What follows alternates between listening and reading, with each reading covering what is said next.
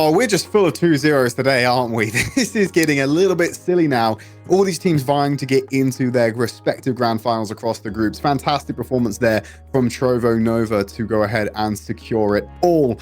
I want to start off by just talking a little bit about what TJ mentioned before he jumps in the game. Once more, he's not here to be able to follow up on his point. Thankfully, we swapped him out for Hells. Hells is going to come in, but Hells also has some gripes with this Vi pick.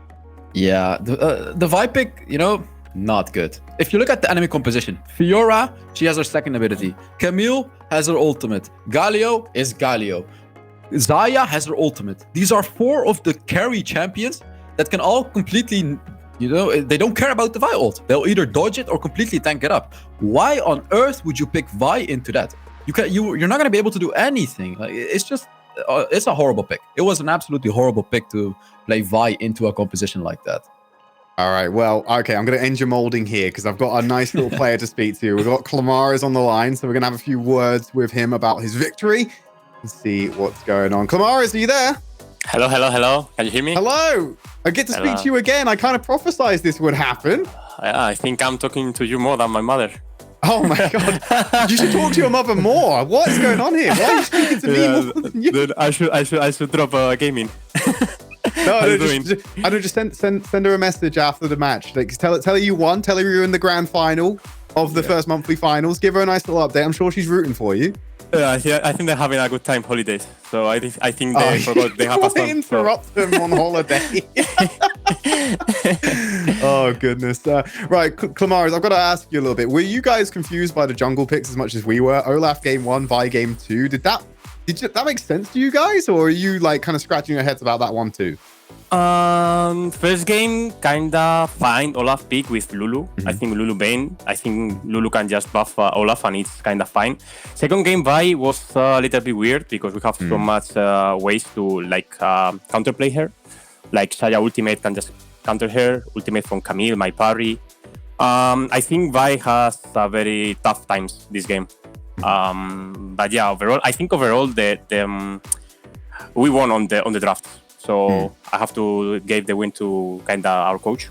Who's your coach, just for people who don't know, because we don't have that listed on our roster graphic. Give a shout out to who's the brain behind the team. He's Skash.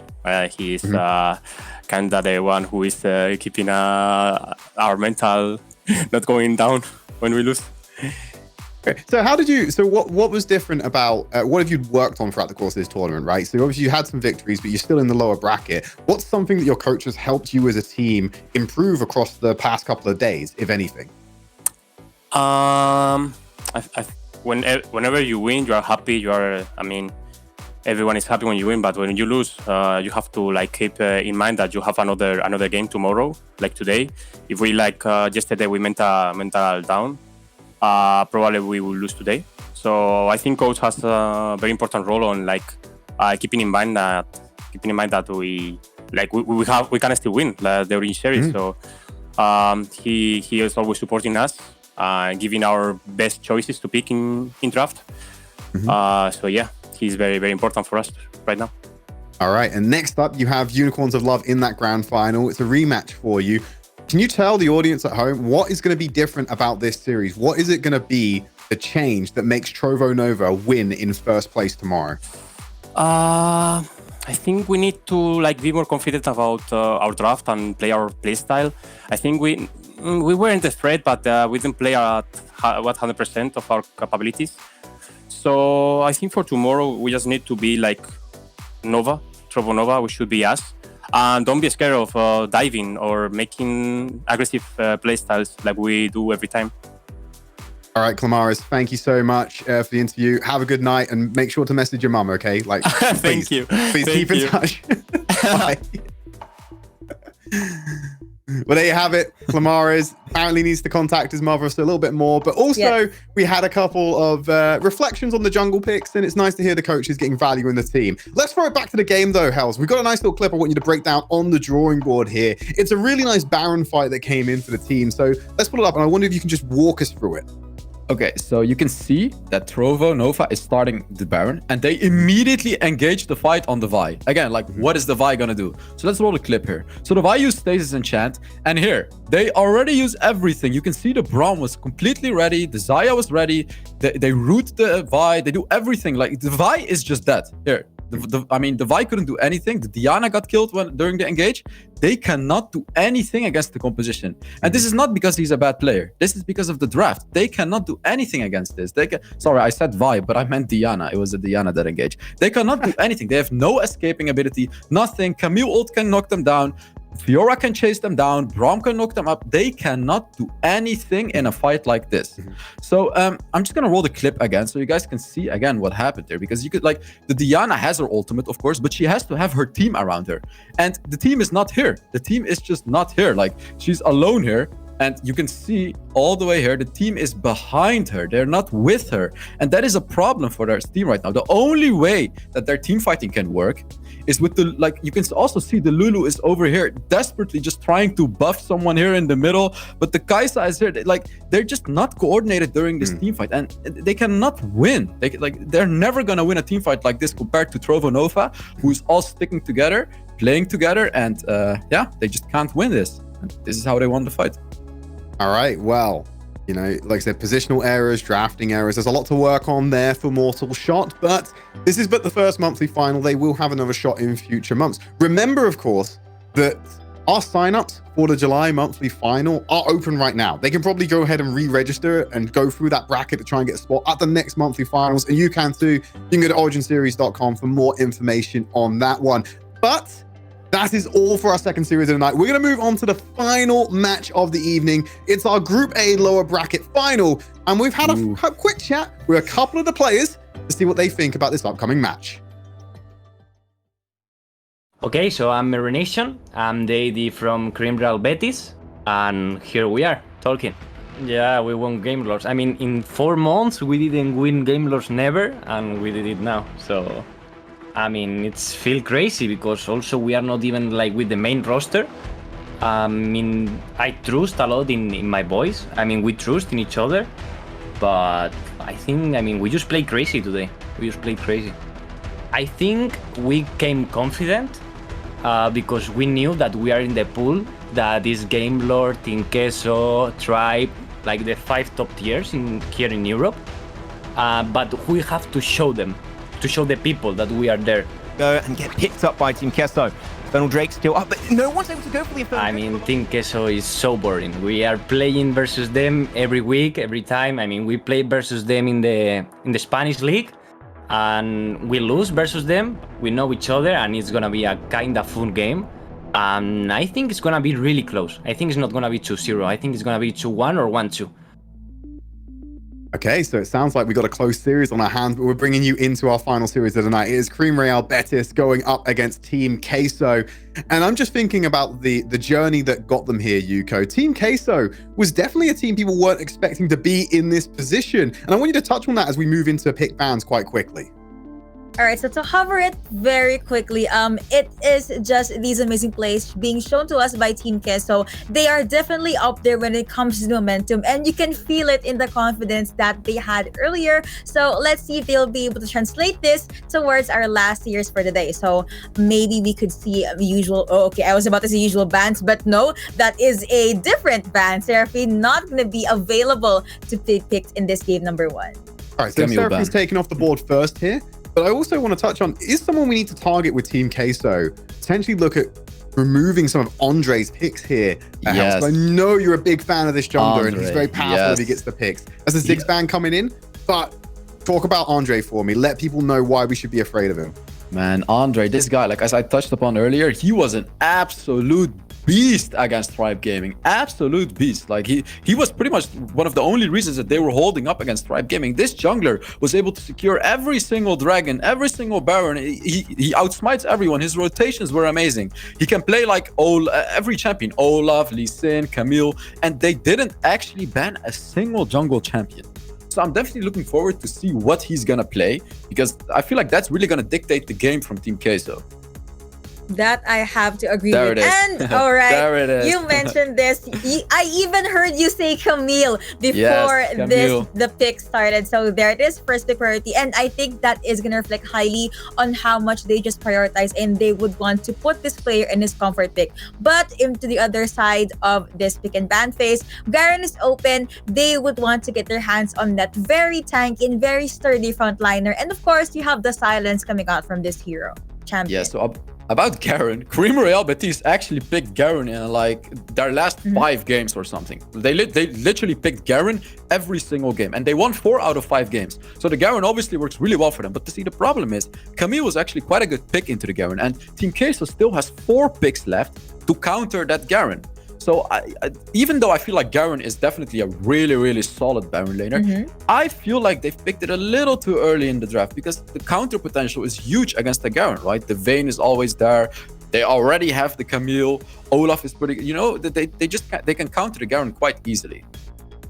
Right, so they actually picked up a Galio here. Maybe you can see a Hextech Ultimatum plus Hero's Entrance, and in those very clutch moments, they also have this Rakan to jump in with the Grand Entrance as well as the quickness. But Olaf being picked here by this team, and you guys probably saw my reaction again. Olaf not having the best win right here so far. However, I would want to see how they'll be able to utilize this. You also have a Janna right there for the disengage, or at least to help with the extra movement speed. Garen plus Olaf, I like what I'm seeing, given that they can just protect Saya right then and there. Galio, Camille, guys. This is the wonder duo. These 2 champions are perhaps the best duo in the game, right? Camille ultimate, Galio on top of Camille. But see, the thing is, Cream Real Betis has a good counter to it. They have the Xayah. Now, if the Xayah is able to block out that Camille ultimate, they can completely deny that combination, right? So that's a little bit of a attention point for Team Queso, that they might want to focus another champion. But see, the thing is, there is an Olaf and a Garen. You're not gonna kill a Garen, and Olaf is Olaf, right? He's just gonna use his Ragnarok and he's gonna go right through it. And we see the Ahri as well.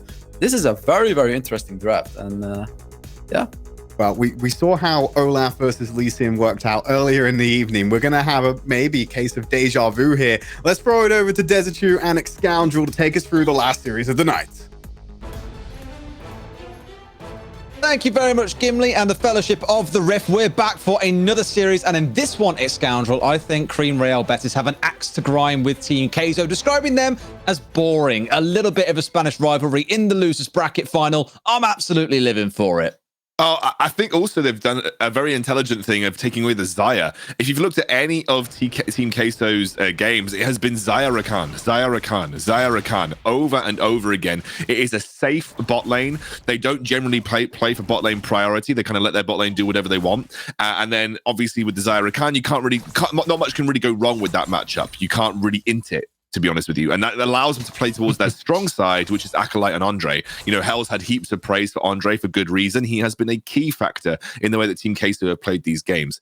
However, as we said, I love the draft coming out from BTS. They've been able to essentially neuter a lot of that bot lane power from Team Queso, or at least make it a little harder for them to remain as safe as they do. The Garen in the top lane has a bad matchup into Camille. Don't get me wrong. That is a terrible matchup for Garen in the laning phase. You really can't trade effectively versus a good Camille.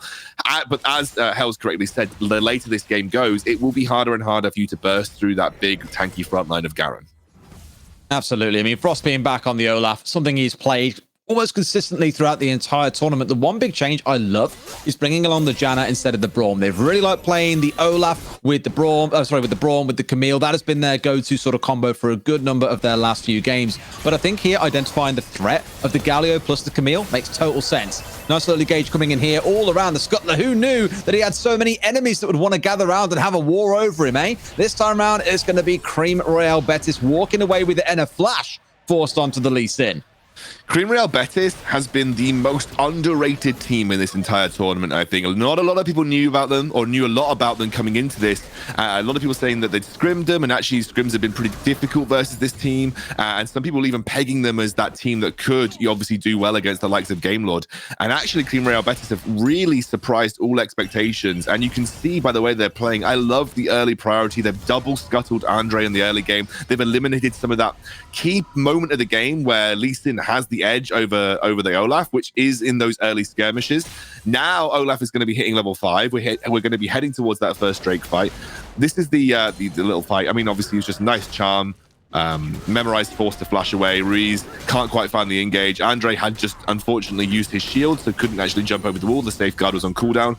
A couple of flashes, you secure the scuttle, and as I said, you eliminated that part in the game where the Olaf is going to start to struggle against the Lee Sin. Now we're heading towards that first Drake fight where you're going to be able to utilize the Olaf to better sort of team fight uses, which is what he's primarily there for. And actually, Betis are in a good spot coming into this first fight.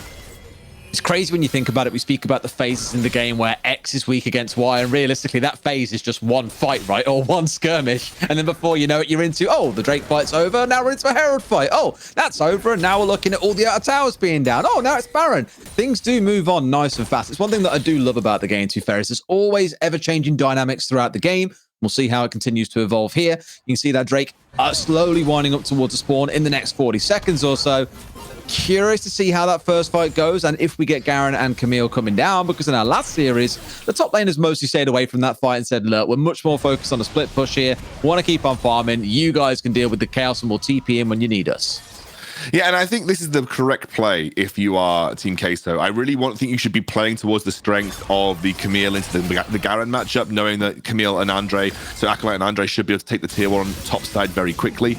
And I think the first dragon of the game is not, I think is it the Mountain Drake? I believe it's the Mountain Drake, right? So it's not exactly the most impactful Drake in the world. So you can afford to kind of sacrifice that if you want to go for a cross-map play and go for that tier 1 turret. And that tier 1 turret is worth a significant chunk of gold. I mean, you can see that Garen's already roaming his way down, and Andre looks like he's on that top side of the map. I think going for a top side trade here and trying to go for the tier 1 over this dragon would be the correct play.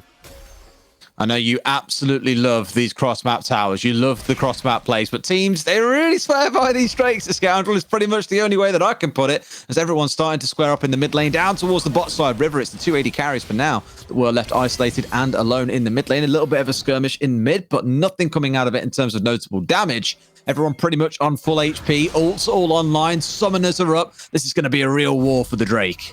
I actually really like the way that Sujin played this in the top lane here for Cream Real Betis. He essentially was sort of feigned that he went down towards joining the team fight. You could see that Andre and Acolyte were poised to go towards the top side of the map and potentially cross-map it, but then he turned around. He's like, nope, I'm not going to let you get away with this for free. If you were going to commit to the top side of the map, I am going to come defend the tower, and it will be a 4 versus 3 at the Dragon, which we'll take anyway. So I think Sujin played that really well on this Garen to make it more difficult for Andre and Acolyte to get the right setup on that top lane tier 1. And now it looks like Team Queso are pretty committed to the idea that they're going to have to fight for this Drake. And both teams kind of just tiptoeing around the edge of a team fight right now, neither willing to commit fully to this Drake to start things off. I remember the Wild Rift Premiership in the UK. We had the longest Dragon Dance lasting 2-3 minutes where teams didn't really want to leave, but no one wanted to pick up a fight either and really start the engage off. I'm wondering here if it will just come down to both teams sort of dispersing. Camille and Garen both moving back towards the top side of the map. So it looks like for now, leave it warded. We've got that notice if we need it, but let's back off to the side lanes and carry on with what we were up to earlier on. Yeah, I think Acolyte now has a relatively decent wave to shove into tower. He actually has shoved that in, forcing Sujin to head back towards the top side of the map, and now is making his way down towards this dragon pit. I think it'll be a little bit too late, though, as though is there a potential steal. Uh-oh. I mean, the Galio's in the back of the pit now as well. The Ari charging forward, catching out with the charm initially, but getting absolutely melted. A little bit of an overcommit, you might say. Still had the flash on side, the ignite still up, but still couldn't get out of dodge. Looks like it's a 4-man commit to this, 5-man commit to this tier 1 in the mid, but great redemption to clear that minion wave out, and then Jan are able to very quickly shield the tower and make it difficult to go for. Team Queso desperate to get something back off that single kill, however, and are looking to go for this Rift Herald while Ari is making her way back over. So they should be able to trade objective for objective with that first blood. And realistically, it is just a Mountain Drake at the end of the day. It is not the most impactful Drake that you can get. And actually, Team Queso will probably feel pretty happy with the outcome of that fight. It's almost like you give them an inch and they'll take a full mile here, X. Like, they got the one opening kill, and off the back of that, we're like, great, 5 versus 4. We're happy if they come and try and force a fight on us. You can come after us if you want, but we're going straight towards Herald. Bit of a replay playing out here, and you can see, even with the Spirit Rush away, still not able to escape off the back of an excellent taunt coming out of Ruiz. I mean, it was also Team Queso needed to get something for that because they essentially gave up the dragon for free. So that kill they did leverage that kill really well. So they attempted to go for a mid lane tier 1 take, then quickly backed off into the Rift Herald, which was very good. So as I said, I think they kind of let Cream Real Betis get away with that for free, realistically, and knew that they needed to get something back for what was essentially a slow rotation on the map. Acolyte was trying to push the top lane tier 1 in, as you saw, but unfortunately, Sujin has been mirroring him at every stage of the game, and so therefore it's been difficult for Acolyte to really flex his muscles in the 1v1.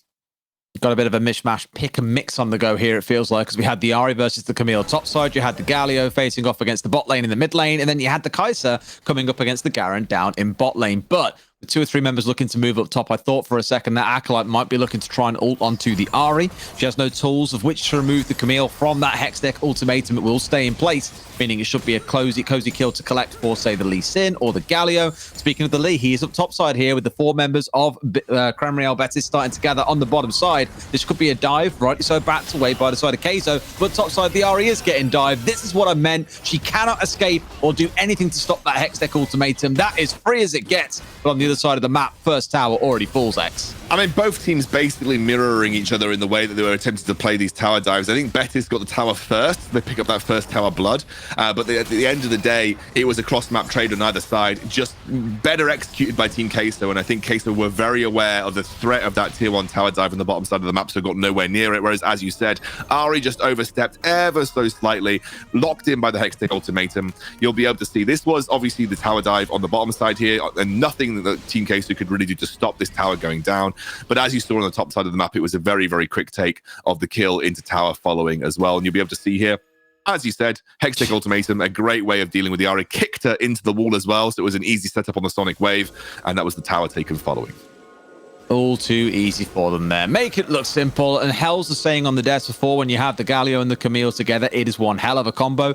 In that case, not even needing the Galio online, just happy to have the Lee Sin and the Camille to man it as they went through the topside dive. Looking across the gold on the teams, mind you, though, about a 1k gold lead in the top and jungle so far for Team Queso. Mid lane a little more balanced, and the Xayah just slowly edging ahead at the moment for Cream Real Betis.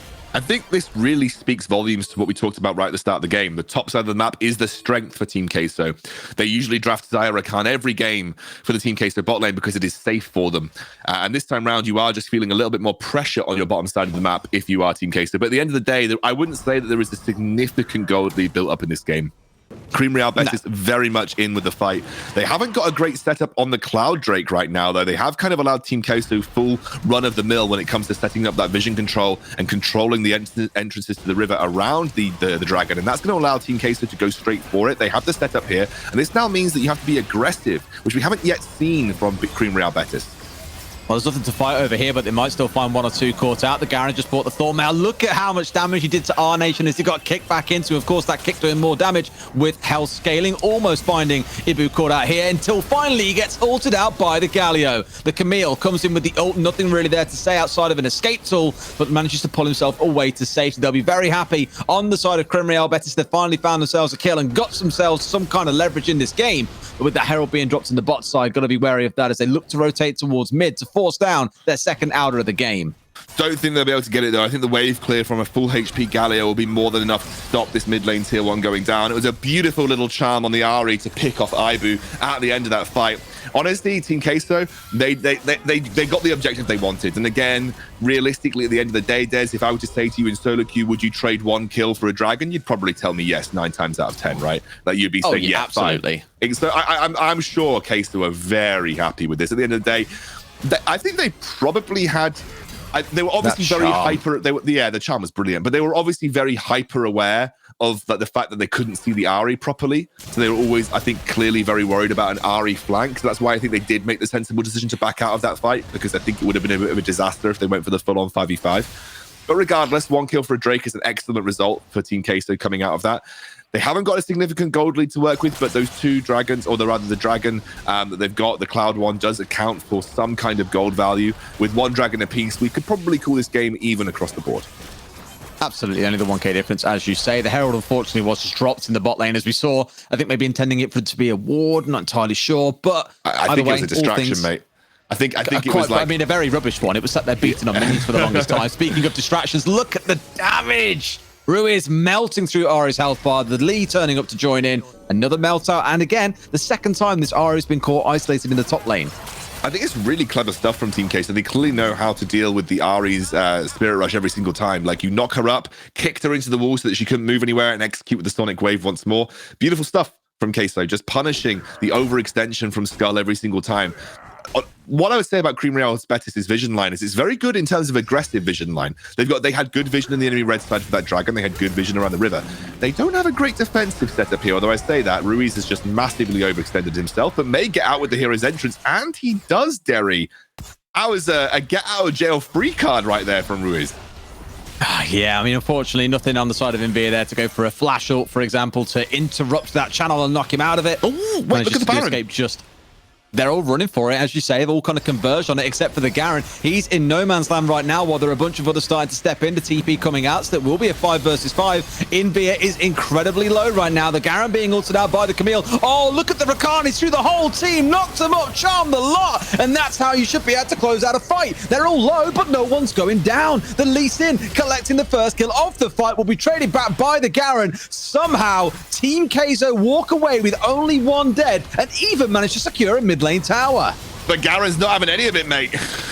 No, he steps straight back in, mate. You know what he does like a Beyblade. He gets in there and he spins to win. Let it rip. But can't find any more for himself outside the back of the ultimate. Again, getting the mid lane tower with how low they were and the excellent play coming out of the Rakan to still walk away in a spot where they, they've walked away in the 1-to-1 and got the mid tower. Beautiful outcome for Team Kaizo.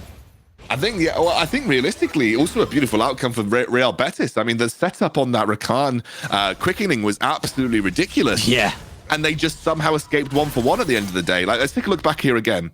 Lee jumps in. He gets, oh my God, that Lee Sin kick onto the Garen was really nice to kind of set up the front line. Janna Monsoon, I legit think was the MVP of this. You legit think it was the MVP of this entire fight. And then obviously Garen always has his press alt and have skill button, which was exactly what we saw right at the end there.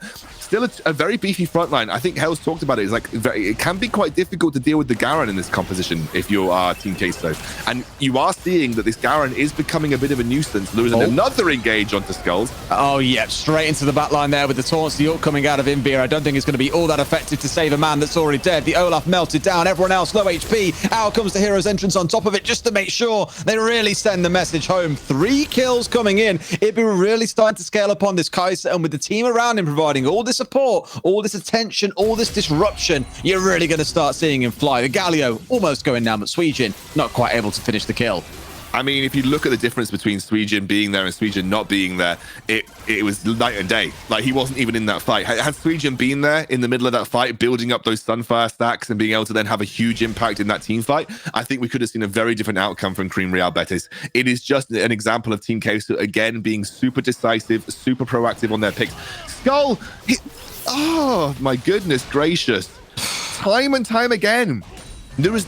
Again, Real Betis, they've lost their mid lane tier 1. They need to have defensive vision in their red side jungle. They need to have defensive vision anywhere, realistically. Skull may have just given up a Baron attempt here to Team Queso. I mean, we spoke about this earlier on when he got caught out. They went over to the Herald, happy to take a 5 versus 4 or the Herald, and ultimately walked away with that objective. This time round, it's not just a Herald, it could be the whole Baron. But as you always say, you don't like seeing the coin flip for a Baron Smite war. Frost still being alive is always going to present that threat. So at least for now, it's about getting these waves pushing in, control of the jungle, looking to force them back. And I think that's the right call. I think you're correct. I think there's no point taking a coin flip Baron, especially when you've still got the Olaf alive and the Garen alive. Yes, the Ahri is a nice pick, but at the end of the day, it is still a risky thing to do when the Baron does so much damage to your team across the board, and you don't really have a true tank to take that damage away. So I think at the end of the day, it was a sensible decision not to coin flip it at Baron here for Team Queso, but these individual picks are netting them objectives. They obviously picked up the Ocean Dragon as a result of that anyway, and they are starting to build out a very healthy gold lead. 7,000 now. Key item spikes are hit. 3-item Camille, 4 items on Lee Sin. I mean, Andre is popping off, baby. Look at him. 3 items on the Galio. We've got 3.5 items now on the Kaiser. So yeah, this is just that pick. I mean, Andre is like, oh, he proto belts. Oh, that's beautiful. Yeah. He proto belts out the charm, just literally gets out. You don't often see many people pick up proto belt unless they're really far ahead, especially on Lee Sin. It's a lot safer, mate. I think. All I'm going to say is he's currently 8-1. Yeah, exactly. He's No, got exactly. every single kill for his team at the minute. Yeah, he is literally the team's gold at this point in time. 15k on the Lee Sin. You don't usually see Lees go for Proto Belt unless they are this far ahead, though. Usually the safer enchant is the Stoneplate enchant because you can get into the fight and it provides you with a load of bonus HP and you're harder to kill because Lee Sin's naturally a little bit easier to kill than most other junglers. But as we said, Andre kind of popping off right now. Has been absolutely dominant. I think he tried to go in for Skull, and you can see him down to about 40% of HP in the top lane. The Camille now at the point where she can probably 1v1 the Garen. Suijin managing to walk away, of course. Flash alongside. Didn't want to blindly flash into a wall, as so many people love doing in ranked, it feels like, at the rest of the times. But here goes the Olaf now. He pulls that Ragnarok. He goes in, but not able to deal any more damage. Out, so a bit of an ultimate wastage, you might wager. And in goes Andre, going deep. He's got the GA on side, trying to bring down Envia, who flashes away. Out comes the ultimate to try and keep his team topped up as everything else descends into chaos around him. The TP coming in. The Galio into the front line, onto the Garen. He's getting burned down by this Kaiser and Galio. They have slain the unslayable, it feels like. Suijin being melted out, but it's still a 2-for-1 in favor of Crimreal Betis. Yeah, I genuinely feel like there was a bit of a random engage coming out from Frost, but it was 2-for-2 actually. I think overall the Janna went down as well. But you can see Andre is actually on the backline here looking for a flank. I mean, Crimreal Betis are aggressively pushing up this mid lane. He does have that ult up available. Don't think he's going to catch out Zaya here. No, our nation's going to go away. I mean, it's not Skull, so I don't think he's too interested. Only when it's Skull, given the number of times that he's had his number this game. No, exactly. Skull has done a pretty good job, though, to maintain a relatively decent or healthy XP amount, and also did look like there was a decent amount of gold on him as well. He'd been in a lot of side lane split pushing. This is the engage here. Lee Sin just kind of going back on. Unfortunately, we got his GA popped, was trying to go in onto the Janna, but that Monsoon doing a huge amount of healing work. Obviously, you can see Acolyte doing his best in the back line, but overextends just a little bit and gets charmed in, and that second Orbit Deception is going to allow them to pick up that kill beyond that as well. But honestly, Crimreal Betis holding on to this game with dear life. Frost is now falling pretty far behind Andre, and we have that Elder Inferno up. This is going to be the Fiesta fight. Whichever team wins this realistically wins the game, and Team Queso have got a great platform to win it from.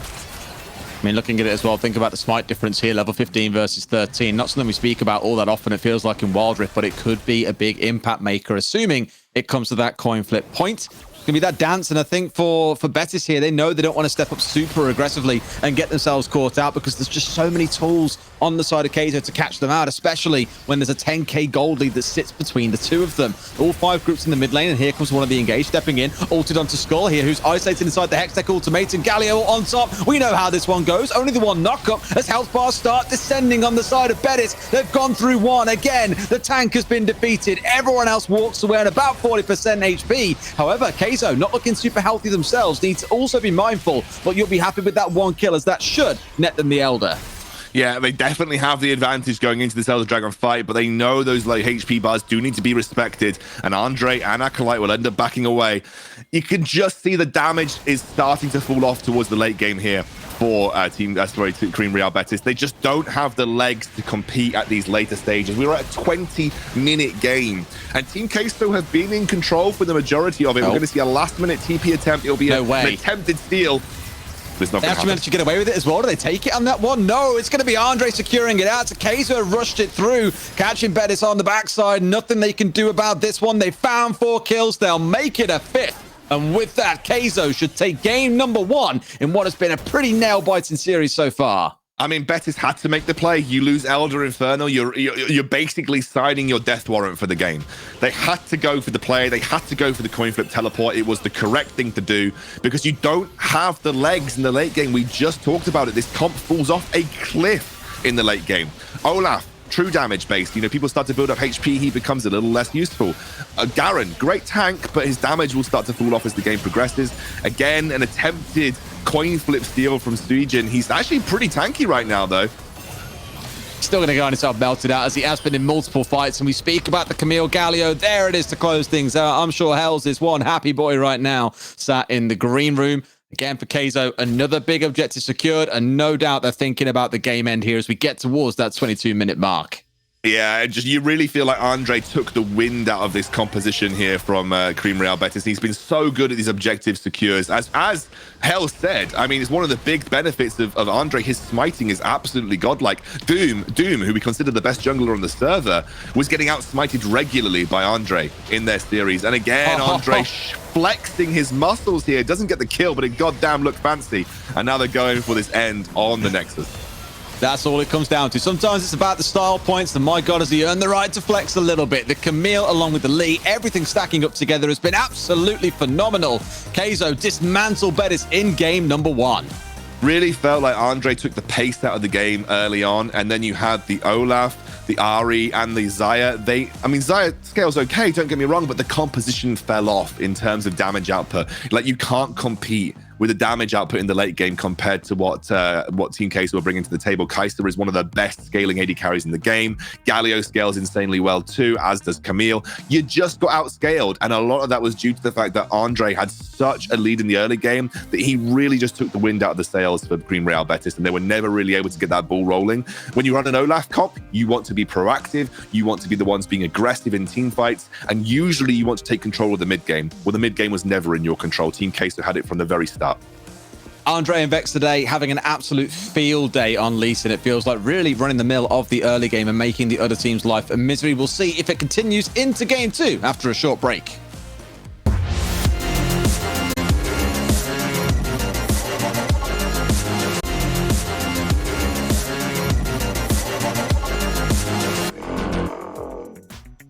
Welcome back. Team Queso currently lead the series 1-0 in their series against Cream Real Betis. The winner will be going to the grand final, and the loser will be going home a little bit earlier than planned. Now, for Team Queso, there was one player that absolutely stole the show in this first map, and it was Andre. Now, that is a bit of a double-edged sword, though, to put all that gold onto a Lee Sin. However, Andre delivered time after time, Yuko. He definitely did deliver. And can I just say that at some point he was level 15 while the other members, his teammates, or even the enemies was just level 13 or 14. It was kind of risky because if you think about it, Lee Sin, he's all about this early up until mid-game power spike. If ever his team was not able to end the game in, let's say, maybe 12 or 13 minutes, it's going to be a huge problem. But you said this, Andre definitely delivered, and he really deserved the spotlight that Hells gave him earlier on. Yeah, and looking at what you mentioned there, like he was very strong in the early game, and Keenan kind of touched on it at the end towards this cast that, hey, he took all of the early game strength out of what Cream Real Betis were running and really strangled their late game power. And I think we've got a nice example on the drawing board here, Hells, of how these team fights were starting to go for Team Queso. We got this fight from about the 14-minute mark where Team Queso just executed really well, and Cream Real Betis didn't really have a leg to stand on. Yeah, for sure. So if we roll this fight, you can see, like, immediately, I'm just going to roll it again. Immediately you can see Andre. Just pay attention to Andre. He goes in and he flashes and he pushes the Ari right here. Like, this is already a highlight play right here. The Ari is just screwed over here. The Ari cannot do anything just because of what Andre did. And here you can see the Ari actually did a good counter because Camille used her ultimate on the Ari and she used Stasis Enchant to deny that ultimate. So at this point, they have wasted two very important resources to try and kill that Ari. But the Ari with the beautiful Stasis, like, this was really well played by the Ari. But I want you guys to pay attention to another thing, which is this guy over here. It is a 4 versus 5. Garen does not have teleport boots, and that's their whole front line. So let's take a look at this fight right here. Olaf does get a kill with his Ragnarok, which is really, really good. But yes, here you can see the diving potential of the Kai'Sa right here, just diving right in the middle. And of course, the Garen is just hanging out in the top side of the map. He's trying to join this fight, but he cannot. And you can see that the Garen not being here definitely cost the red side the fight. They just completely lost the fight, and now the Garen joins in with full HP, but it's too late. If the Garen would have been here, they would have likely won that fight, because as I said, the Ari did a really good job at using that Stasis Enchant, basically wasting two very important abilities, to try and kill the Ari. Like here again, you can see two very important abilities, and yeah, this was still a winning fight for Team Queso. Hells, it seemed as though like Sweden was a little bit, and the rest of Cream were a bit unprepared for that one. There's another clip we actually have loaded up here where Cream were actually a little bit late to a dragon fight. I'm wondering if you could just pull that one up quickly, and so we can just remind the audience of what happened here. Now, if look where Cream are. They came a little bit too late to this dragon. Team Queso, they were able to take this one. But if you look at how the fight went afterwards, Cream were definitely in a position to be able to contest this Drake at this point in the game, right? Yeah, so before starting this clip, Cream Real Betis actually made a pretty big mistake here. They were all the way at the top side of the map, over there, to try and gank a Camille. But the Camille went back, and of course, you can see Team Queso capitalized on that. They went for the dragon, and they secured themselves a free dragon. But let's take a look at what's going to happen after the free dragon, because it's going to be a very interesting clip to see. The Lee Sin pushes away that Garen, which is the front line, which is a very important thing to push away, right? And the Ahri gets a beautiful charm. They get a lot of damage on the Kai'Sa, and they try to stop them with the Camille's second ability, but they just cannot. And the Olaf runs them down, and this was a winning fight for Cream Real Betis, even though they lost the dragon. And I still want to highlight, though, that Cream Royale is not really doing as good as Team Queso on these macro calls, getting the dragons. And that's definitely what got Team Queso the win. Yeah, the ability, the fact that they were able to win the fight, it just goes back to that point that, like, if they just went into the dragon a little bit sooner, they could have contested that and maybe grabbed Drake number 2 and put it in their pocket. Might have helped stabilize some of the momentum Andre was stealing away from them. But that's all for game number 1. I'm hoping this goes the distance. There's only one way to find out if it will as we jump into game number 2.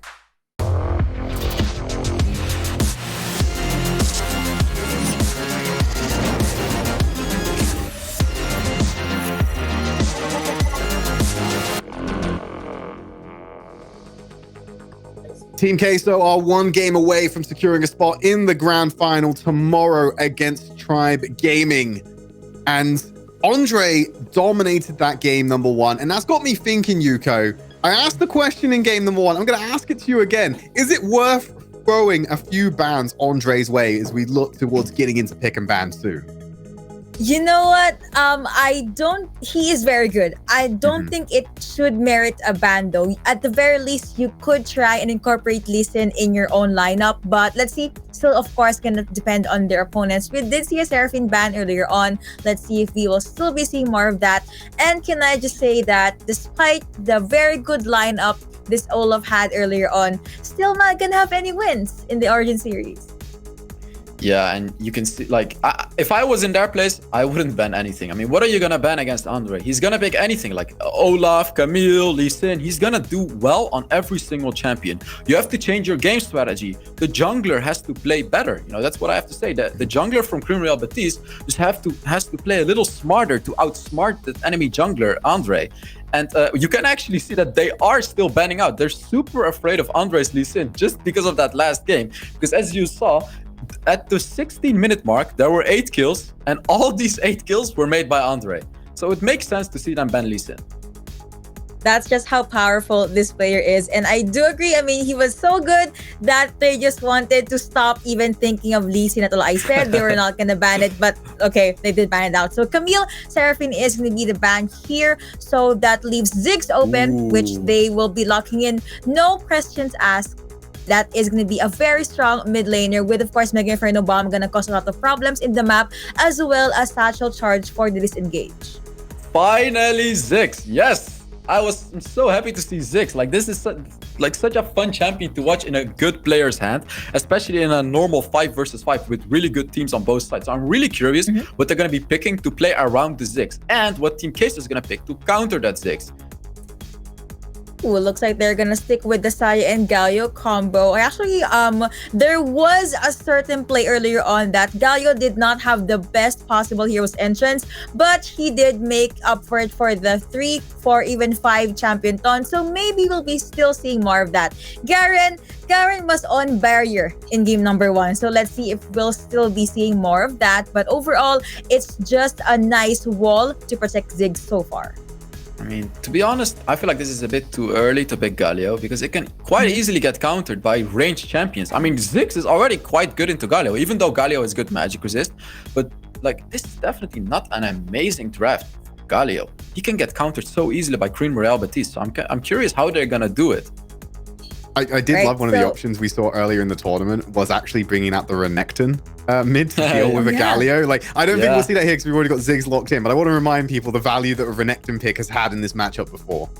Oh, and we see a Renekton from Team Queso. okay. That's what Right you're talking on about. cue. Hey, a bit of a profit, you know, not for the right take team, that. but we still get a Renekton We'll pick. take that. It's okay. At least we still see it. So I was about to highlight that for the first time so far for this day, Saya and Drakon will finally be at the same team. So looks like for the blue side, you have a Lulu pickup. Most likely is again gonna utilize the shields, the speed boost, as well as her wild growth. Most likely to Garen and just protect Kaisa. But Xin Zhao is gonna be picked up here. Ooh, very interesting draft from Cream Realities. I feel like they actually have a pretty good draft to protect that Ziggs and the Kaisa. They have the frontline in Garen. They have the Xin Zhao who can take these amazing team fights. The Lulu to protect the carries. I really like the draft from Cream Realities, and they respond with a Jarvan. So you can clearly tell that Team Queso wants to engage into those team fights and completely demolish the enemy with the Jarvan, with the flag, and with the ultimate, with the Renekton, Galio, everything. They have an engaging comp. So let's see how Cream Realities is going to deal with that. All right, match point here for Team Queso. One more game secures them a spot in the grand finals. Let's throw it over to Desert Tyrannic Scoundrel to see how this one pans out. Thank you very much, guys. As said, this could be the final game of the evening if it goes the right way. Some interesting picks coming out in this draft at Scoundrel, and I know you must be dying to talk about some of them. Take it away. Yeah, obviously the Renekton has been rising in priority recently. There has been a build that has kind of come, I think from SDA, where they go like Blade of the Ruined King into Black Cleaver. Some people in Europe go Black Cleaver into Blade of the Ruined King. I personally prefer Black Cleaver into Blade of the Ruined King. Hovering Jarvan. It happens. It'll right itself in a couple of seconds. Don't worry, mate. He's not going to do this entire game. But yeah, the Renekton has definitely been gaining popularity as of late. However, what I really love is the comp from Cream Real Betis. It's super interesting. The Xin Zhao has been rising in priority. Ina Doom has been the biggest kind of like, Doom Lover has been like he's like the biggest fan of the Xin Zhao jungle. He's been super into playing this in solo queue right now, and has obviously played it a lot during the Origin series in competitive. So feels very confident in this pick. And it actually synergizes really well with the Lulu. The Lulu Xin Zhao is a very strong mid-game combo, not quite on the level of the Lulu Olaf, but it has, you know, a similar effect. Like you pair Lulu with Xin Zhao together, and Xin Zhao gets a load of healing, and also obviously benefits very greatly from attack speed in general. So it's just a nice combo to have in those mid-game fights. Obviously, the Garen is a standard in the top lane. That's going to be an interesting matchup. I generally feel that the matchup is favored towards the Garen, but we can see that Acolyte's actually gone for the Fleet Footwork rune here. That's going to give himself some extra sustain on top of everything else that he's already got in his kit. The Blade First, I think, is a real inspiration from what we saw on League PC for the longest time, where it was this really good early duelist setup. So rather than building into the HP, for example, you go for that early, W smack to the face that's really going to chew through you thanks to the Blade of the Ruined King. We'll see how much it helps out against the Garen as that lane starts to get underway. And Skull, we spoke a little bit in the pregame. I know Hells was really excited to see the Ziggs getting picked up. What's your thoughts on it? The Ziggs is, in my opinion, one of the most broken competitive picks in the game. You obviously do need to facilitate the Ziggs for it to be really, really good. But if I tell you this, it's been 3 patches in a row where Riot has tried to nerf Ziggs' tower-taking capabilities, and every single time he's still remained one of the highest tier competitive picks in the game. That kind of tells you about how ridiculously strong Ziggs is as a pick. And it's because towers in Wild Rift feel a little bit like paper. Ziggs makes them feel even worse than that. Just feel like they may not even exist is the best way I can look at it. And given how dives have played out so far in so many of the games tonight, I think it's fair to say paper is how a lot of junglers view them as well. On the top side, you've got Acolyte currently sitting pretty healthy in the top lane as well. It's worth mentioning that Fleet Footwork doing a lot to help with that alongside the healing off the back of the queue. I'm curious to see what the Garen steps in towards first. Would imagine you're going to see him going towards having some armor on side, maybe a Bramble to kick things off potentially. Although his first start there, I think he's moving a bit closer towards the Sunfire. So I like going Barney's Bramble into this kind of matchup because you know that you're going to be facing a lot of healing in the laning phase. The question is whether he would prefer to rush the Sunfire Cape for that potential first dragon fight, which is obviously going to give him more impact overall. Yeah, that's likely what he's thinking. But I often in solo queue much prefer to sort of counteract the healing that you get. That's a flash taunt. Does he even know the Xin Zhao's right here? I don't think he does in this case. They should be able to escape the flash away from the Zig. Should keep himself alive, supported up by the Garen. And now you've got the Galio coming on top. Looks, he's caught out completely, comboed out. The Xin not going to be able to walk away from this one. First blood going to Team Keizo. But I love the aggression from the bot lane from Betis while this is going on. But Ibu playing one of the safest AD carries in the game. I did talk about the comfort of the Zaya Rakan for Team Keizo. Well, they are clearly playing the Zaya Rakan again in this game. It is the matchup they'll go to once again.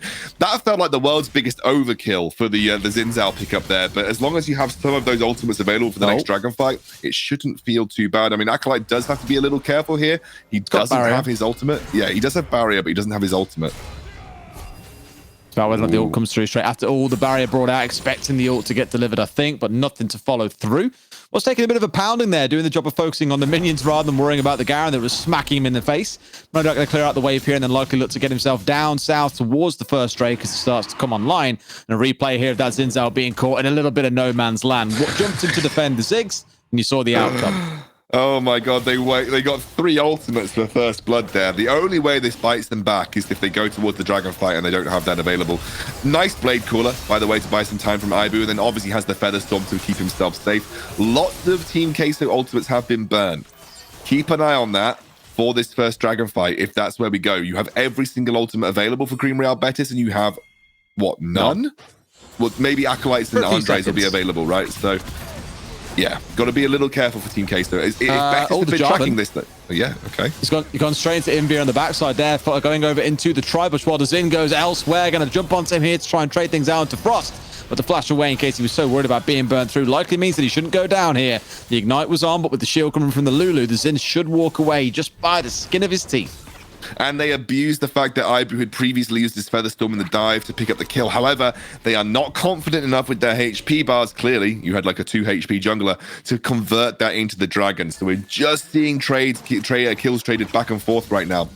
Who do I think this favors, though? That's the question. Like, when you have these messy kind of engages where you're not really capitalizing on any major neutral objectives, it usually favors the team that scales better. And I can tell you the team that scales better is absolutely Betis. You have Ziggs, you have Kai'Sa. These are 2 incredible scaling carries. And you don't really have the same level of scaling threat coming out from Team Keizo. No, especially when you think about the Renekton falling off later into the game as well. And the Zai, like you touched on earlier on, doesn't really hold a candle up to the Kai'Sa in the late game. Unless something really special comes from it, but at the very least, she can protect herself somewhat. This Drake now being started off then by Team Keizo, who feel that this is theirs for the taking. But both teams so even in terms of gold spent, gold earned. The kills are at 1-on-1. They're about to hit that 6-minute mark. So this Drake alive for a little bit longer than you'd normally come to expect. Our Nation off to the side now, rotating back around to join a team. It should be a 5 versus 5, no doubt. A steal attempt should come through at any second, mind you. Double redemption being splattered in. Out comes the Mega Inferno Bomb connecting into the back line, and in they go. The Drake goes over to Team Keizo here, but in the back line, Garen is spinning to win. And at this point, it looks like win might be just what they do. In goes the Jarvan, ulted out immediately. Scattered to the wins of the members of Team Keizo, all ridiculously low. They do manage to find one back, but it's still 2 kills for Betis here, and the Dragon going the way of Team Keizo. Again, Team Keizo will be relatively happy with the outcome here. You trade 1 for 2 overall, but you get the Dragon, and you don't lose any neutral objectives on the map because of it either. That could have been bad if they'd converted that directly into the Rift Herald or directly into the mid lane tier 1. Take a look again. Attempted steal. Very heavy backline dive. Look at how late Our Nation leaves his Kai'Sa ultimate to bait that Galio in from the ultimate to bring him as close as possible, and then they kill Andre off with that press skill button from the Garen. And actually, in the meantime, that Xin Zhao ultimate proving how useful it is in these smaller skirmishes, buying so much time on the front line to allow the back line of BTS to recoup and look for just a couple of those cleanup kills. It's really, really nice from the Xin, saving it so late as well. In he goes once again here, Frost into the back line, but not really going to scatter anyone just yet. That ult still on recharge. The Mega Inferno Bomb about to come online. In they go. The Garen's in there. Front line mega tanky, as we know. Mega Inferno Bomb not quite onto the right target, but it is going to be better securing the Heralds. Andre just overcommits a little to that engage and gets punished aptly by Our Nation on the Kai'Sa, forcing him to run with his tail between his legs. And that was a nice secure on that Rift Herald now. for Cream Real Betis, which they can use for multiple options. We've talked about what Rift Herald can provide you, but given that the first tower is still available, it is a large chunk of gold that you might want to try and get off the back of that Rift Herald play. You could also use it as a way of setting up priority around the next dragon. That is now up to Cream Real Betis for what they want to do, but there are no towers that are kind of like knocking on death's door, so there's no easy place to just drop the Herald and get a free tower. So you get the impression that it's going to be used following an engage or on a setup for that next Drake.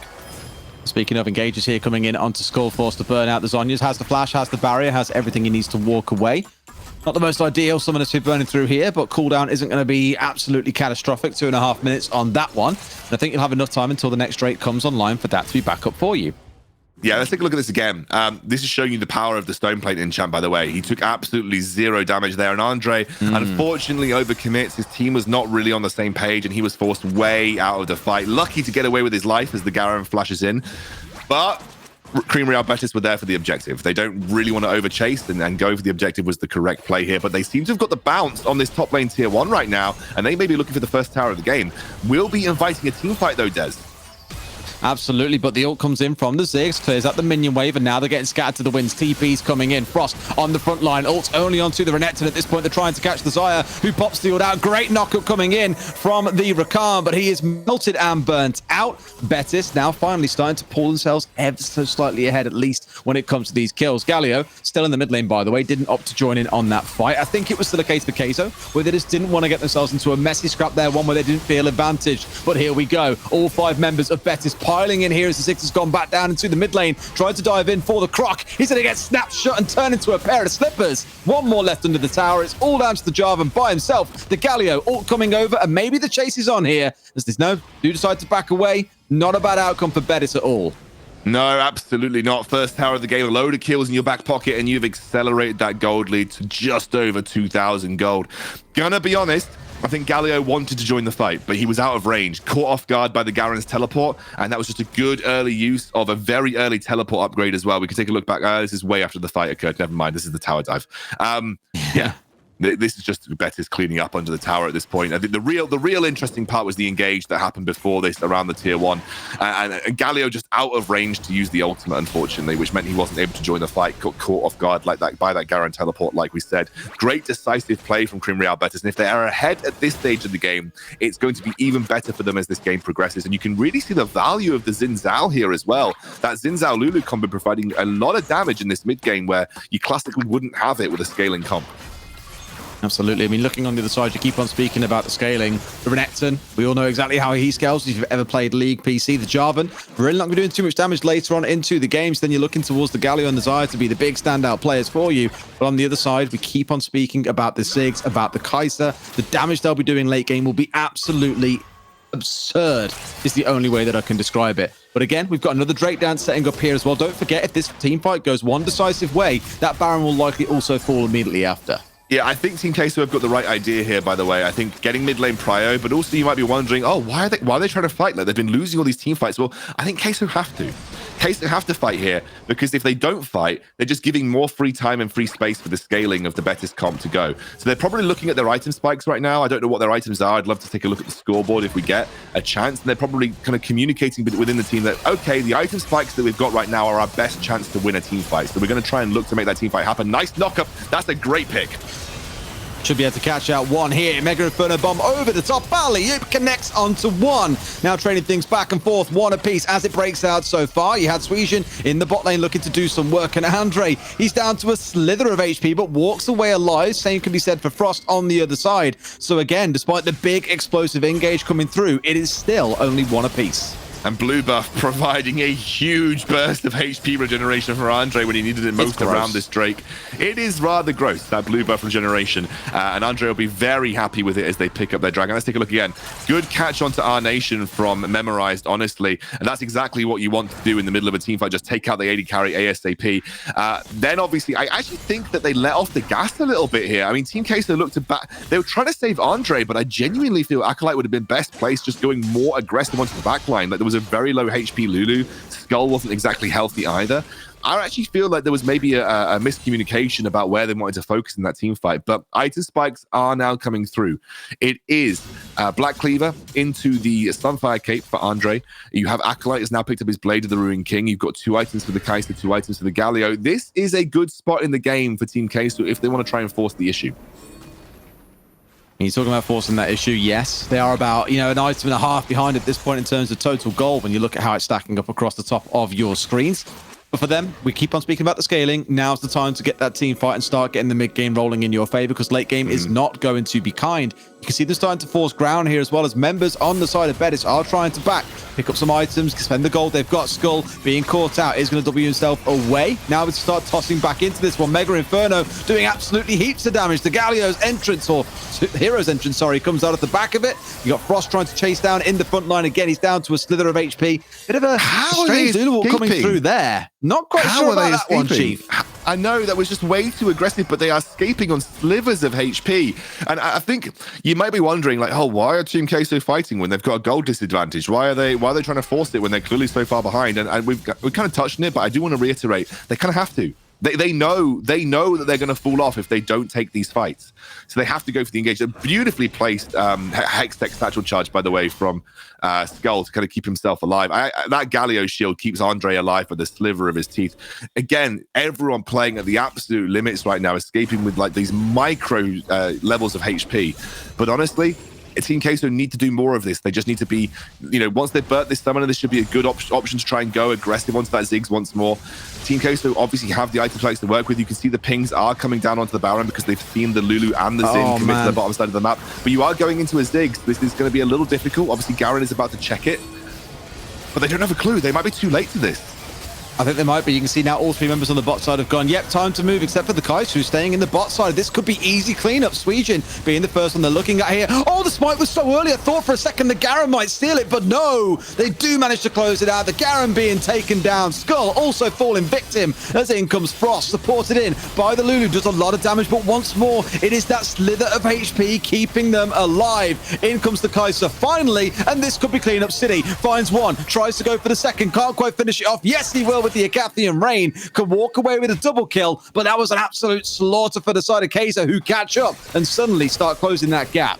Again, it's the decisiveness that Kai'Sa need to have in this game. I love it. They see the Lulu and the Xin show bot side. They're perfectly poised to go for the Baron here. I was a little worried. I was really worried when they peeled off for the Garen. I thought, oh my goodness, you're just giving away a free Baron here. But luckily, they get that Garen down quick enough and secure the Baron away. And of course, then this resulting team fight is quite well played. That obviously they're microing in and out based on the HP that they have. When the Kai'Sa joins, it's clearly going to be a little bit of an issue. But I think at the end of the day, you take a team fight that you get such a positive trade in overall. It is a good team fight from Team Kai'Sa. And again, they need to keep this pressure up, because if they let this game slip another 5 minutes, they're just going to win. They're just going to lose based on that scaling alone. So I'm just loving that they're taking any opportunity that they can to abuse the item spikes that they're on, abuse the point at which their comp is powerful, and try and draw Betis into fights where the playing field is a little bit more level. I mean, that Baron might be everything for them here to start getting the push on, to start getting more control around the map, getting more vision control down, taking more of the enemy jungle, for example. Really start pushing the small advantage they've got here. And look at the gold gap starting to close. It was what, 4.5k just a few minutes ago, about the 14-minute mark. Here, it basically doesn't exist. It's down to a less than 1,000, and Kai'Sa also get to secure the Drake, which should propel them into the lead here. It'll be an Ocean secured. 3 Drakes on their side now. Really great stuff from Team Kai'Sa to capitalize off the back of that, and they've actually brought the gold into their lead for the first time in what feels like this entire game. That is exactly what you want to do at the back of a Baron power play. Really great stuff. A little bit of a scrap going on in mid lane, I think, because they're trying to chase them out for a second. They're all dancing around that middle tower, trying to burn it down. That Baron will last a little bit longer, I think. In fact, I lie, it's just expired in this case. So with it off, no more tower pressure. This is when Betis can start pushing things back out now and getting more control out in the map once again. But Betis have now suddenly lost their grip on this game. It's a slight loss, obviously, only 500 gold or so, actually sort of narrowing the more and more camps that we see get taken. But This is now a crucial next 3 or 4 minutes. We have the Elder Infernal. We have another Baron. These are important team fights that you need to be on board with and need to be able to set up correctly for if you're Betis. And you've just lost a load of map pressure by losing all these tier 2 turrets, or the tier 2 turret in the top lane, as well as the rest of the turrets in the map. It is now much easier for Team Queso to seek picks and get aggressive vision down into the enemy jungle to allow them to have a much more comfortable setup around these really important objectives over the next few minutes. You can take a look at the scoreboard. We can have a look at some item spikes that have come through. The Blade of the Ruined King the Black Cleaver into the Blade of the Ruined King build. I like to call it the Doom build for Xin Zhao. He kind of is the one that popularized it for this particular champion. But actually, like the 3 item spikes that we classically look for on these latest game scaling carries are a little way off. And more importantly, that Rabadon's death cap not yet there for Ziggs. Our Nation, though, almost caught out. Ducking and weaving, having an absolute field day there. Barely looked like it even scared him. Walked away pretty much scot-free. Now with the Garen left in the box, they'll have to TP up here. This is the big collapse they need as well. Betis caught out. They've collapsed onto 2, and that should be all they need. The Garen left completely isolated. Everyone else scattered to the high winds as there is no tank to cover for them in the front line. That should be another Baron coming through, and potentially at Scoundrel, a big move towards the game win. Yeah, absolutely. This would be a desperation defense of the Baron if you want to go for it for Suijin, but I really don't think this is the play if you're Cream Real Betis. You don't have the play. Oh, knockups there. Should be able to catch him out straight into the backline, ignoring Suijin for a couple of seconds. Our Nation with the Zhonyas, but it's going to be the clean ace and the Baron. Oh, it just wasn't the play, Des. You didn't have the AoE poke. If you had the Ziggs alive, then I would kind of support going for an attempted Baron push, but it just was not the play for Cream Real Betis. They really didn't need to make that kind of desperate move. They have the scaling. I could say that. A lot of Baron damage coming down for Team Queso right now. They have to be very careful, but regardless, they should be able to get it. Gonna be honest though, Des, I really didn't. I wasn't feeling it. I wasn't feeling that Baron attempt for Betis. They've given away much more than they needed to off the back of what was an excellent catch by Ruiz here. And this is, I think, this is what separates the two teams: the decisiveness, the proactiveness, the ability to just go in at a moment's notice and force the engage. That kind of decision making is what sets Queso apart from pretty much any other team in this tournament. Even if that decision making is bad, and I think when versus Tribe, often Tribe forced it into like awkward coin flip decisions, but versus Betis, it felt like the right play every time. And it's just that decisiveness that is really setting Queso apart. And Ruiz and Andre are really driving the engage of this game. And honestly, I think at this point, if you can like safely secure the Elder Infernal here, especially if you can set that up by getting a couple of inhibitor towers beforehand, this is Team Queso's game to lose.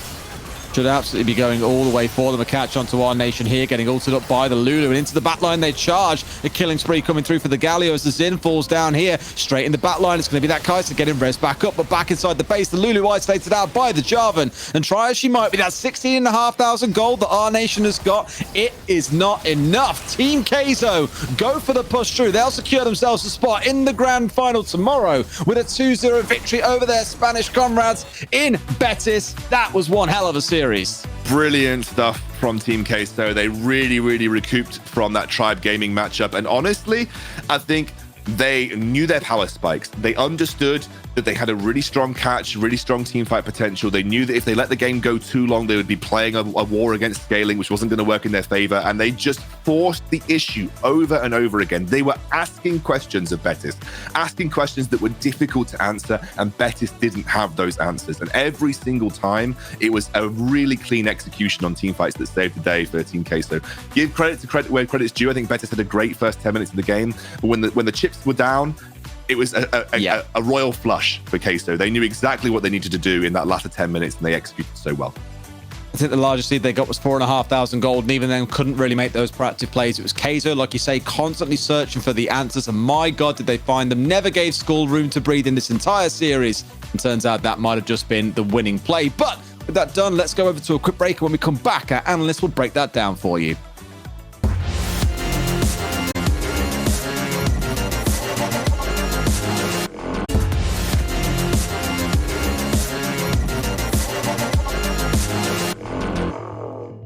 Welcome back to the Wild Rift Origin series. That's all of our matches for tonight, and now we know that Team Queso will be going into the grand final for that rematch against Tribe Gaming tomorrow. I'm sure that's going to make a lot of people excited. But I'm going to jump into talking about this game straight away, because we were looking at this late game composition that Cream Real Betis were able to draft for themselves. And they were going along pretty steadily throughout the game. Then a couple of mistakes led to Tribe Gaming getting back into this one. Not Tribe Gaming, sorry, Team Queso. I'm going to highlight something straight away here for you, Hells. You've got like a nice little clip of a good fight of Team Queso around about the 14-minute mark. I'm just wondering if you could take us through that. So let's take a look at this fight immediately. I'm just going to play it.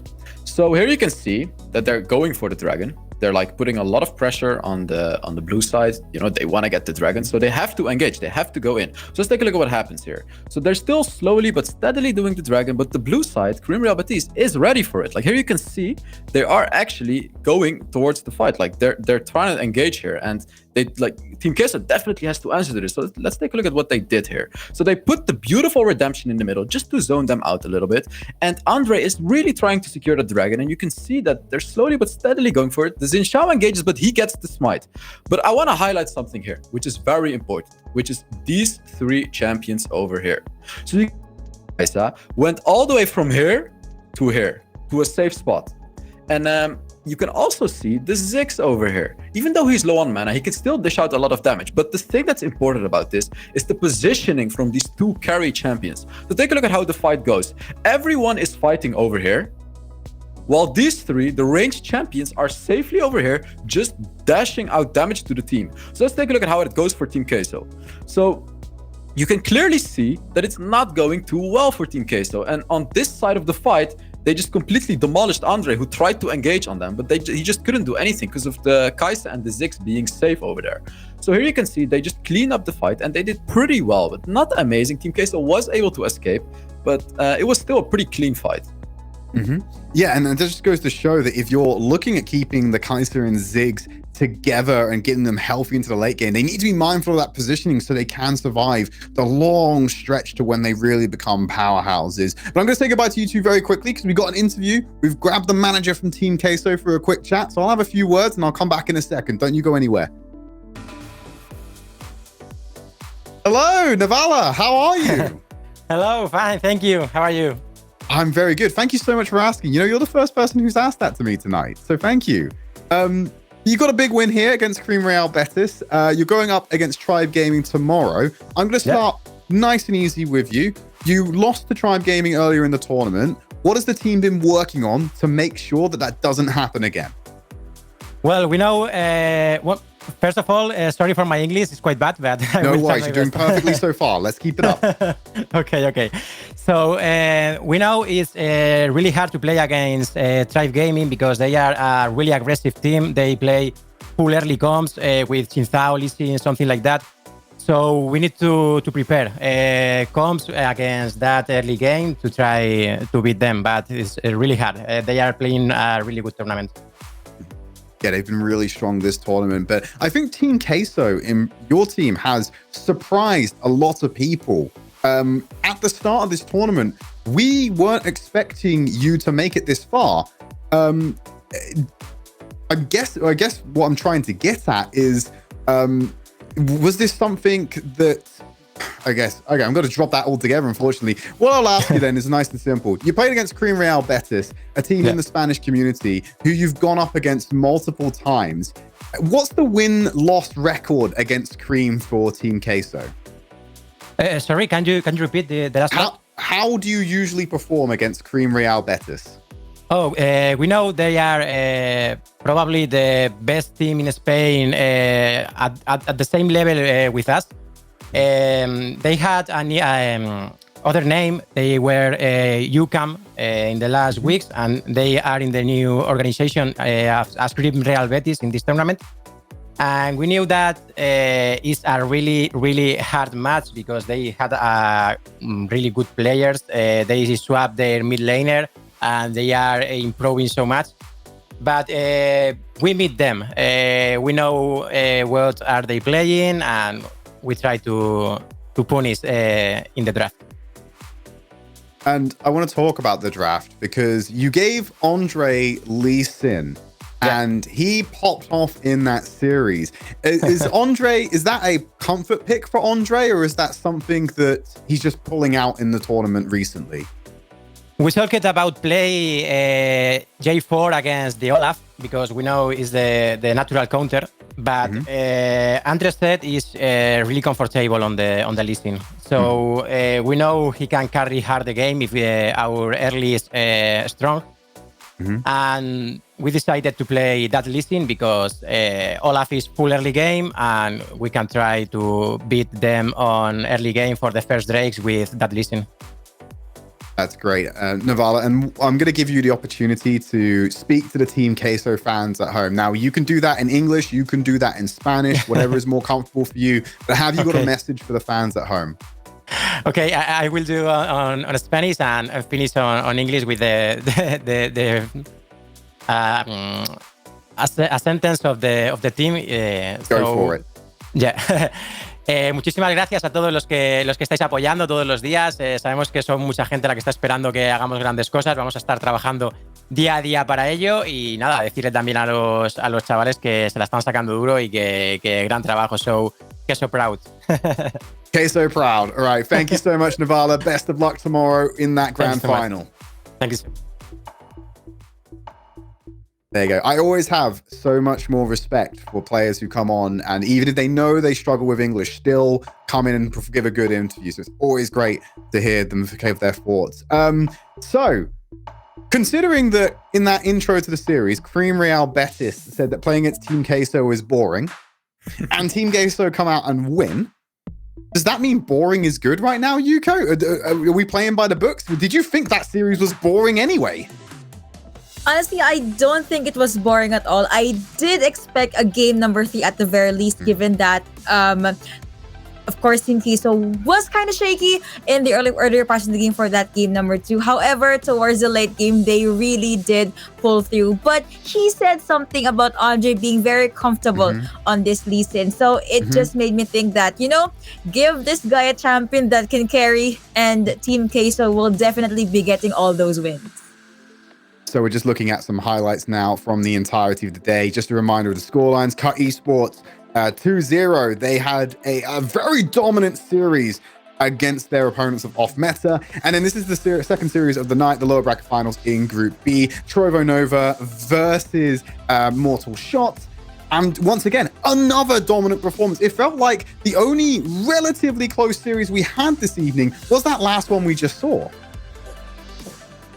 That is true. And well, I guess it just goes to show how much, Wildrift is still pretty young, but the teams, they really know how to play around it and just play around with their strengths. So tomorrow is going to be a different day. So let's see, will we be seeing new cheese picks? Will we be seeing different rotations? Will we be seeing more from these teams? And I just can't help but be curious and excited to what will happen. Again, a lot of hype for tomorrow. So there's that. And I would really expect a lot of our viewers right now to still come back for tomorrow. Oh yeah, there's plenty to come back for. But Hells, I'm coming to you now. What was the standout moment of this evening for you? What was the moment that made you go, wow, I love competitive Wild Rift? I mean, honestly, the first game. Even though many people didn't talk too much about the first game, I found it absolutely beautiful to watch. I found it amazing to watch Cut Esports just completely demolish that enemy with that beautiful macro gameplay. And of course, Team Queso. I'm a Queso fan now. I gotta say it. I became a Queso fan, and I want to see Queso take that title now. I want to see them win that game against Tribe. So today was a beautiful game, a beautiful day. I became a fan of two teams, which is Cut Esports and Team Queso. You love to hear it, right? Let's pull up the standings in the bracket. Let's get the stage set for what's going to be coming next. So there's your grand final. Your lower bracket. Team Queso have climbed their way out of there, getting themselves back into the upper bracket for that rematch against Tribe Gaming. And there is their path of victory so far. Tribe Gaming have only dropped one map so far in this run, and it was to Team Queso. Let's move it along to bracket for Group B. Trovo Nova 2-0. They're going straight back up to the upper bracket as well. They only had a brief one-match stop. And Yuko, I know you're a bit of a fan of Trovo, but they can't be underestimating Unicorns of Love tomorrow. That is true. And if we're going to look back at the brackets right now, before we see this finals, it was a 2-1 in favor of Unicorns of Love. So this team, they really need to be more wary of the new kits and the new ammunitions that Trovo Nova has. Because if we're going to look at that series, that was a fresh, I guess, something new to see on this team. Very refreshing to see. And again, really looking forward. We'll be seeing more of this. Hopefully, I'm really hopeful. That's why even though it's almost 4 a.m. here, I'm just still very hyped. I don't think I'm gonna sleep anytime soon. Yuko, bless you so much for staying with us. I know it's late for you, but we're getting close to the end of the show anyway. We're going to move over to Group C now. Hells, you said you've become a fan of Cut Esports. There's their bracket run. They too have just taken a very brief stop into the lower bracket, but now they're back up on top in that grand final tomorrow. Sunlight team, they look unstoppable. They've beaten Cut Esports before. What are your expectations for tomorrow with this series? I mean, you saw how Cut Esports played that game. 30,000 gold lead. I mean, I have high expectations for them. It was absolutely an unreal performance. They played terrific, absolutely amazing, and I am expecting a good game against Sunlight team. And that's going to be our grand final, which is going to be kicking off tomorrow. Group B, the grand final, Unicorns of Love versus Trovo Novo. The rematch that I think people do not know which way is going to go. I think that is going to be the closest grand final of tomorrow. I don't know if you agree with me, Yuko. You know what? Hells has been highlighting Team Queso here. So while I do love your point, I'm still going to look forward to the series where Team Queso is. I'm glad you brought it up as well, because of course we have that grand final, the rematch as well. Team Queso going up against Tribe Gaming. Tribe fan, Hell's Devil, the newly anointed Team Queso fan, fan. Yeah. You're going to have to back them. Do you think they could do it tomorrow? Do you think they are going to beat the juggernaut that is Tribe Gaming? I think it's gonna be close, like last game. I just like Andre is such an amazing player, as I said. I really feel like this player is gonna get them the victory, and yeah, we will see what's gonna happen. He's going up against Doom. Doom's supposed to be one of the best junglers in the region as well. Yeah, like that's that what we all matchup thought. to me is That's what we one of the thought. most important ones of the tournament so far. Doom Sure. versus Andre. It's going to be magical. Absolutely amazing matchup. It's gonna be the game of the day for sure. All right. Well, that's all of us. That's all from us for this evening. Yuko, we're going to let you go to sleep. Hells, thank you so much for joining us. And Yuko from your home country as well. We're going to call it quits. We're going to come back for the grand finals tomorrow. You do not want to miss this.